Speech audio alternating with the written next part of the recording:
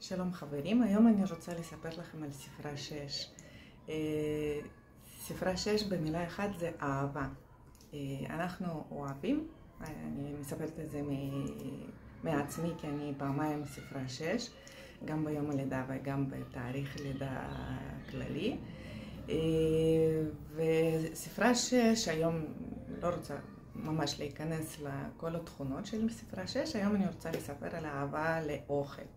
אז ספרה 6 מאוד אוהבת לארח אנשים, להכין אוכל, אולי לעבוד באוכל, וכל הדברים מסביב האירוח של אנשים ומסביב האוכל. אז תיזהרו מאוד, זה לא חובה שיש לכם את זה במובן כזה ובראוי שזה תאריך לידה ואתם יודעים שזה 6, אבל אם אתם אוהבים תשימו לב על ההשמנה, תשימו לב על עלייה במשקל.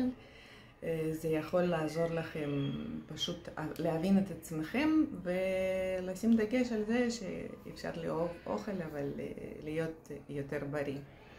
אז יש לי מלא עוד מה לספר על ספרה 6, זה תכונות וכל הדברים האלה, אז אני אמשיך